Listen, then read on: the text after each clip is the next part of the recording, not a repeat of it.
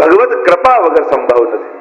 તમે મોંઘામાં મોંઘી પુસ્તક યા ગ્રંથ ઘરમાં લાવી શકો, પણ કૃપા થાય ને તો જ ખોલીને વાંચવાની ઈચ્છા થાય. કૃપા વગર સંભવ નથી. હું તો ઘણી વાર એટલે જ કહું ને, આપણે માનીએ કે માળા કરવાથી કૃપા થાય, પાઠ કરવાથી કૃપા થાય, યાત્રામાં જવાથી કૃપા થાય, કથા સાંભળવાથી કૃપા થાય, પણ હું તો એમ જ કહું, કૃપા થાય તો જ માળા હાથમાં આવે, નહીં તો કબાટમાં વર્ષોથી પડી હોય. કૃપા થાય તો જ પાઠ કરવાની ઈચ્છા થાય, નહીં તો પુસ્તક તો વર્ષોથી કબાટમાં પડી હોય. કૃપા થાય તો યાત્રામાં આવે, કૃપા થાય તો સત્સંગ મળે. અને એટલા માટે ચોથો ક છે કૃપા. અને એમાં પણ પ્રભુ કૃપા, ગુરુ કૃપા અને વૈષ્ણવ કૃપા. તો શ્રી ઠાકોરજીની કૃપા, શ્રી વલ્લભની કૃપા અને ભગવદીઓની કૃપા, આ ત્રણ કૃપા જ્યારે કોઈ એક જીવ પર થાય ત્યારે એ પુષ્ટિનું પરમ ફલ પામે છે. અને એટલા માટે આ ત્રણેયની કૃપા મેળવવાનો પ્રયાસ કરજો, કારણ કે કૃપા વગર સંભવ નથી. આપણે ગમે તેટલા સાધનો, ગમે તેટલી ઈચ્છાઓ, ગમે તેટલા મનોરથો મનમાં કરીએ, પણ જ્યાં સુધી ઠાકોરજી પોતાની કૃપાનો સિક્કો ન મારે ત્યાં સુધી આ બધું થતું નથી. કેટલા લોકોને ઓળખું છું, વર્ષોથી વિચાર કરે છે કોઈક ને કોઈ સત્કર્મ કરવાનો, પણ ક્યારે મેળ જ ન પડે. તમારી ભક્તિમાં અનેક પ્રકારના પ્રતિબંધો આવતા હો તો માનજો કે હજી ભગવત કૃપા નથી થઈ. તો ચોથી કૃપા ભગવત કૃપા. પહેલી કૃષ્ણની, બીજી કાલિંદી, ત્રીજી કથા, ચોથી કૃપા અને પાંચમું તત્વ, નૌકાનું પાંચમું તત્વ એ છે કાની. ભક્તિ માર્ગમાં આડી કાની જેને કહીએ, આપણે આડીનો માર્ગ છે, કાનીનો માર્ગ છે. ગમે તેટલી ઉત્તમ સામગ્રી તમે પોતે જાતે સિદ્ધ કરી હોય, ઉત્તમ પદાર્થો પધરાવીને કરી હોય, ઠાકોરજી આગળ ધરી પણ દીધી, પણ જ્યાં સુધી મહાપ્રભુજી, ગુસાઈજી અને વ્રજભક્તોની કાની ના આપો ત્યાં સુધી ઠાકોરજી એની સામે જોતા પણ નથી. આ પુષ્ટિ માર્ગીય વિવેક છે. અહીંયા સીધું કરી લઉં, ધરી લઉં, ભરી લઉં એ પુષ્ટિ માર્ગ નથી, પણ કર્યું પણ કોની આડીથી, ધર્યું પણ કોની સાથે, ભર્યું પણ કોને હાથ લગાડી. બાકી તો ઘણાને એમ થાય, જેમ યજ્ઞ કરતા હોય જાતે હો મેં એમ ઝારીજી મારા હાથે ભરું ત્યારે એમ લાગે કે ભરી. આપણે ત્યાં તો રીત એ છે, પ્રકાર એ છે, કોઈ ભગવદીઓને આગળ કરી, ગુરુજનોને આગળ કરી, આપણી જોડે જે વૈષ્ણવ હોય એની સાથે રહી. એ સમય તો એ વૈષ્ણવ છે, અપરસમાં આવીને આવ્યો ત્યારે એ કેવો સ્વભાવનો, કેવા ગુણનો, એની ચર્ચા નહીં કરવી, એનો વિચાર નહીં કરવો, ત્યારે તેને આગળ કરીને હાથ લગાવવાનો ક્રમ છે. એવો ઉત્તમ ભાવ રાખીને કરવો.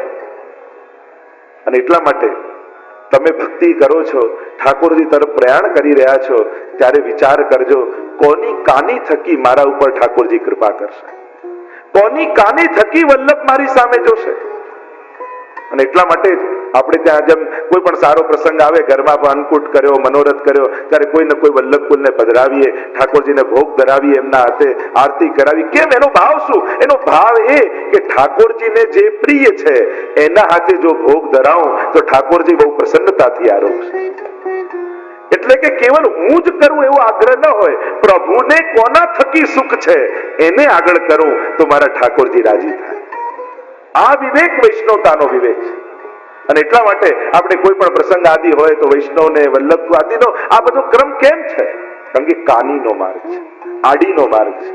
મહાપ્રભુજીની કાની થકી આપણા રાગ, ભોગ અને શૃંગાર ઠાકોરજી આપણે ત્યાં અંગીકાર કરે છે. બાકી ગમે તેટલા ઉત્તમ પદાર્થો લઈ આવો, ઠાકોરજી પદાર્થને જોઈને સ્વીકાર નથી કરતા, ઠાકોરજી કાનીને જોઈને અંગીકાર કરે છે. આપણે ત્યાં અનેક પ્રસંગોમાં તમને જોવા મળે. અને એટલા માટે આપણે ત્યાં નૌકાનું પાંચમું તત્વ છે કાની. પહેલું તત્વ કૃષ્ણ, બીજું કાલિંદી, ત્રીજું કથા, ચોથું કૃપા, પાંચમું કાની અને છઠ્ઠું છે કીર્તન. છઠ્ઠો ક છે કીર્તન. આ નૌકા વલ્લભની એ છે જેનાથી પાર ઉતરવાનું છે, અને આ નૌકાનો છઠ્ઠો ક એ કીર્તન છે. પ્રભુની કીર્તિનું ગાન એ કીર્તન. અને એમાં પણ જો અષ્ટસખાની વાણી ગાઈ શકતા હોઈએ તો આગ્રહ રાખીએ. અરે ગાતા ના આવડતું હોય તો વાંચીએ, બોલીએ, કારણ કે આપણે ત્યાં કેવલ રાગની જ મહત્તા નથી, આપણે ત્યાં શબ્દોની પણ એટલી જ મહત્તા છે. ઘણા કે અમને કીર્તન ગાતા નથી આવડતું, વાંધો નહીં, વાંચતા તો આવડે છે. કારણ કે જેટલો રાગની મહત્તા છે એટલા જ શબ્દોની પણ મહત્તા છે. અહીંયા સૌથી ઉત્તમ રાગ આપણે ત્યાં તો અનુરાગ જ કયો છે. ત્યાં અનુરાગ છે ગાવામાં, વાંચવામાં. અનુરાગ એટલે પ્રેમ. અને એટલા માટે શરૂ કરો. અને શરૂ કરશો તો ક્યારેક ગાતા પણ થઈ જશે. ઠાકોરજીને એમ થશે કે આના મુખે સાંભળ્યું બહુ, હવે કંઈક ગાતો થાય એવી કૃપા કરો. ઠાકોરજી એવું મેળ કરાવી દેશે કે તમે ગાતા થઈ જશો. અને કદાચ વાંચતા હશો તો આપણે ત્યાં રૂપાપોરિયાનો પ્રસંગ આવે છે ને, ઠાકોરજીએ કહ્યું કે આ ભલે બેસુરું ગાતો પણ હું તો વાર્તા સમજીને સાંભળતો હતો. જાણે મને વાર્તા કહે છે તો ઠાકોરજી તમારી વાર્તા સાંભળશે. પણ કીર્તન એ છઠ્ઠો ક છે. સાતમો ક આપણે ત્યાં કયો અને એ છે કુલ. આપણે ત્યાં વલ્લભ કુલ. અને વલ્લભ કુલનો આશ્રય આપણે ત્યાં જે પરંપરા છે વલ્લભની, અને સર્વોત્તમ સ્તોત્રમાં જે આજ્ઞા કરી અશેષ ભક્ત સંપ્રાર્થ ચરણા, અને ત્યાં કહ્યું જે સ્વવંશે સ્થાપિતા શેષ સ્વ મહાત્મ્ય સ્મયાપહ. સ્વવંશમાં એ અશેષ મહાત્મ્યનું સ્થાપન. અને એટલે દમલાજી જ્યારે આધી ગાદી દાબીને બિરાજમાન રહેતા અને ગુસાઈજી પોતે ક્યારે પણ દમલાજીને ચરણ સ્પર્શ ના આપતા, કારણ કે મહાપ્રભુજીના સેવક છે એવું આદર રાખતા. અને એકવાર સ્વપ્નમાં આવ્યા મહાપ્રભુજી દમલાજીને.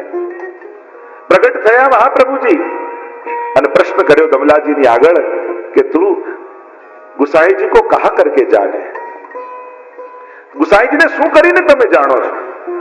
અને ત્યારે દમલાજીએ કહ્યું કે મેં આપકે પુત્ર રૂપ સે જાનું, આપના બાલક છે એમ જાણું છું.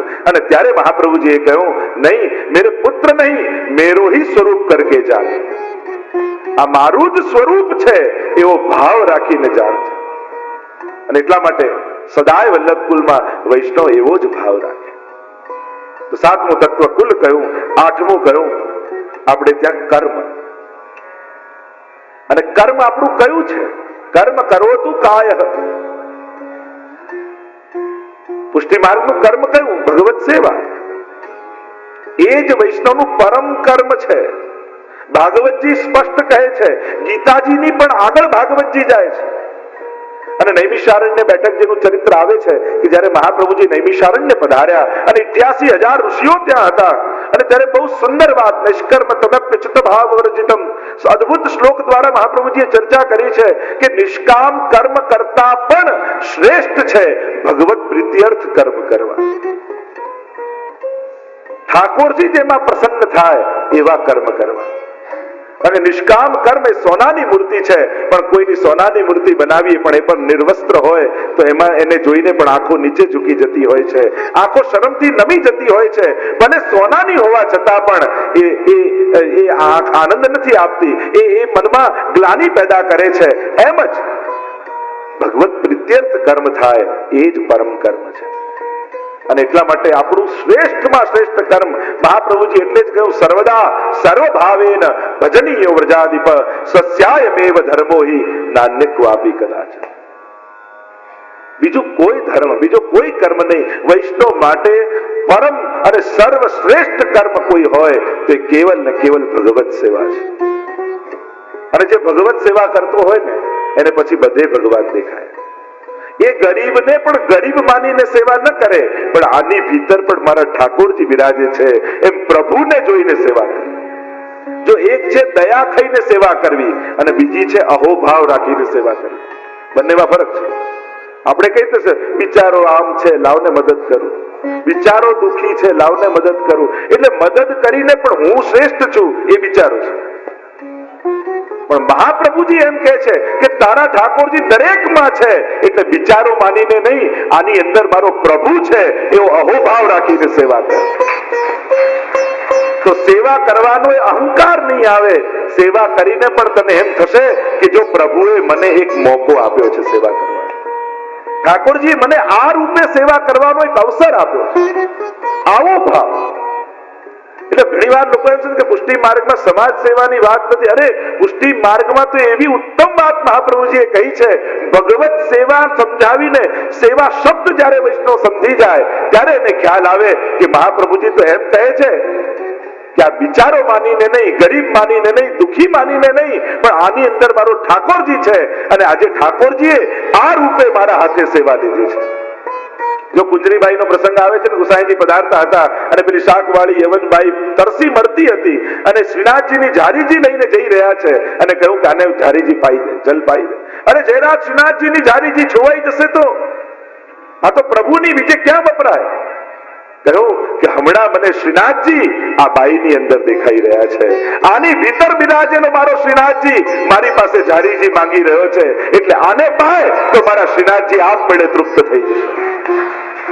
આ ભાવ પુષ્ટિ માર્ગનો છે અને મહાપ્રભુજી આ સમજાવવા માંગે છે. તો આ કર્મ એટલે સેવા તત્વ, સેવા શબ્દને જ્યારે તમે સમજી જશો ત્યારે સેવા એ કેવલ ભોગ ધરવાની વૃત્તિ યા પ્રવૃત્તિ નહીં રહે, એ તમારી વૃત્તિ બની જશે. ધીમે ધીમે તમારી પ્રવૃત્તિ વૃત્તિ બની જશે અને સેવા તમારો સ્વભાવ બની જશે.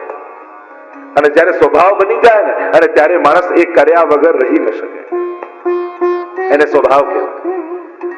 તો આઠમો ક એ કર્મ અને નવમો ક નૌકા છે, નૌક છે જેનાથી તરવાનું છે, અને નવમો ક એ કમળ છે. અને કમળ ક્યાં છે પુષ્ટિ માર્ગમાં?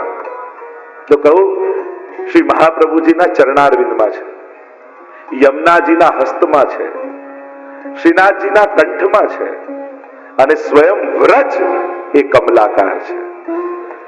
આપણું કમલ ક્યાં? તો કે વ્રજ કમલ. આપણે પહેલા જ દિવસે મહાપ્રભુજીનો વ્રજ કમલનો મનોરથ કર્યો. આ વ્રજ કમલ શું છે કે જે મૂળ વ્રજ છે એ આખું કમળ શેપનું છે, કમળ આકારનું છે અને એના ભાવથી આ વ્રજ કમળ થાય છે. તમે ધ્યાનથી જોયું હશે તો એક એક સ્થળના નામ લખ્યા છે. એટલે આખી જે 56 સ્થાનો વ્રજમંડળના છે એ આખું કમળના ભાવથી છે. અને એટલા માટે નવમો ક એટલે આપણું વ્રજમંડળ. આ વ્રજમંડળમાં થતી અનંત લીલાઓ, એ વ્રજવાસ, એ વ્રજની કુંજો નિકુંજો, એ ગિરિરાજજી, એ યમુનાજી, આ સર્વનો વાસ આ કમલમાં છે.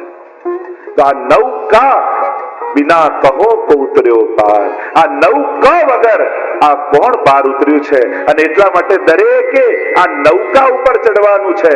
અને એટલા માટે આ નૌકાને યાદ રાખશો તો માનજો કે તમે નૌકા ઉપર બેસી ગયા છો અને મહાપ્રભુજી પોતે નૌકા ચલાવી અને તમને રસ સિંધુમાં લઈ જઈ રહ્યા છે.